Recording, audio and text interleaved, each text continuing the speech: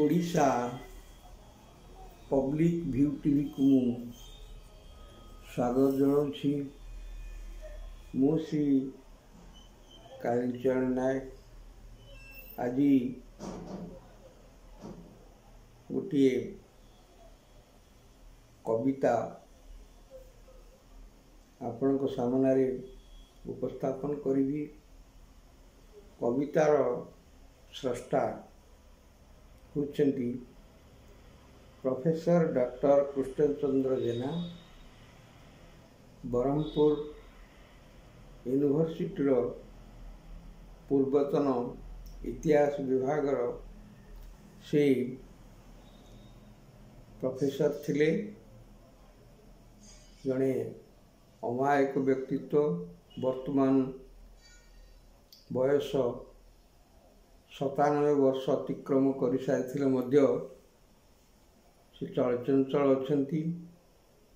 तांको जीवन काल भितरे पॉलिटिकल साइंस एवं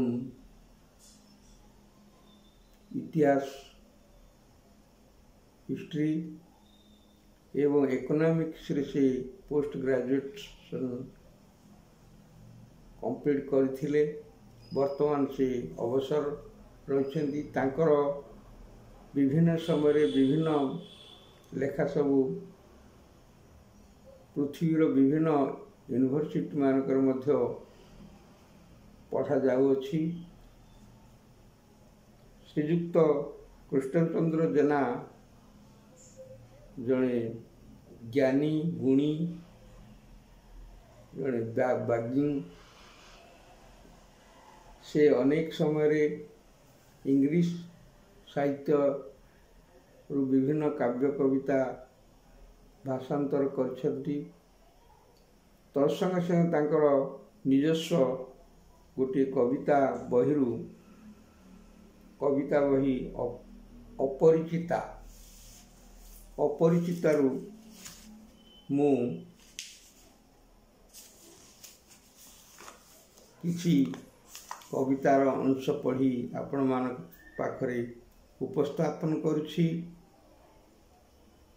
एवं भल लगिले पढ़े शुणेबे, अन्य को शुणेबा पे ध्यान देवे। जड़े वर्षियान कवि, ओडिशार विभिन्न ज्ञानी गुणी मानक मध्य से अन्यतम अटंती।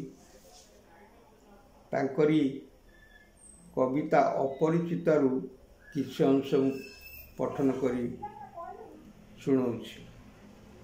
रात्रिर अंधकारे जंगलर अजगर परी से हाई मारे, शोइबा चेष्टा करी भी पारेना। सपने उठे कोटी डर और वेदनार भीति। राति गभीर गभीर हुए, बिलबाड़ आर पाखे मशाणीर छाती परे फस्फरस निया जले, किंतु तारी निद हुए ना।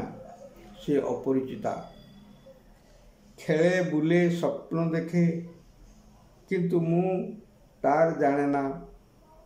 बाघ पाटीर गंध परी से निरस और मशाणीर दरपोड़ा आशा परी तार सौंदर्यर स्वादु एक किंभूत और किमाकार। जीवनर एक विराट समस्या, ताकू प्रति शताब्दीर प्रति छंद तले मु देखिछि, किंतु परिचय पाइनी। से अलोड़ा अखोजा प्रतिक्षणे आसे और जाए।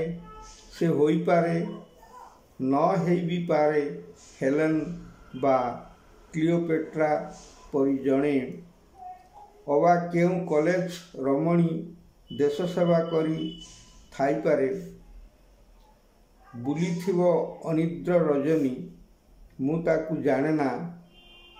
तथापि चाहिछि ट्रयर इतिहास तले, नाइल नदीर शुष्क बालुका भूमि रे, अबा कॉलेजर घंटा शेष हेले। से जेतेबेले आलस्यर भरा हो धीरे धीरे फेरे देखी मु केते କେବେ ବାତାୟନ ଧାରେ। କେବେ ପୁଣି କଳା ଅବା କଲ୍ୟାଣୀ ରୂପରେ, କେବେ ପୁଣି କଳା ଅବା କଲ୍ୟାଣୀ ରୂପରେ ସେ ଚିରନ୍ତନୀ କରିଥିବ କାମ। କୋଇଲା ବା ଲୁହାର ଖଣିରେ ହୋଇଥିବ କଥାର ନାୟିକା, ହସିଥିବ ଜୀବନ ମଞ୍ଚରେ। ସେ କେବେ ଚାହିଁଛି, କେବେ ବି ଚାହିଁନି। କେବେ ବେଳେ ବେଳେ ମୁଁ ଭାବେ ସେ ମୋତେ ଜାଣେ, କିନ୍ତୁ ମୁଁ ତ କେବେ ଜାଣେନି। ସ୍ମିତ ହାସର ପାଣିଧାର ତଳେ ତାରି ଆଖି ଖୋଜୁଥାଏ କିଏ ଜଣେ ଜାତକ।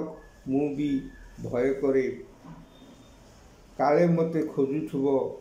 ଲଜ୍ଜା ଓ ଅସମାନର ଅସ୍ପଷ୍ଟ ପରଦା ତଳେ ରହିଯାଏ ଆଶ ସଂଶୋଧନେ, ଭୟ ଅବା ନରମ ବ୍ୟଥାରେ। ଧନ୍ୟବାଦ। କବିତାର କିଛି ଅଂଶ ପଢ଼ି ଶୁଣେଇଲି। ଶୁଣିବେ, ବିଚାର କରିବେ ସେଇ ଅପରିଚିତାର ପ୍ରକୃତ ରହସ୍ୟ କ'ଣ। ଧନ୍ୟବାଦ।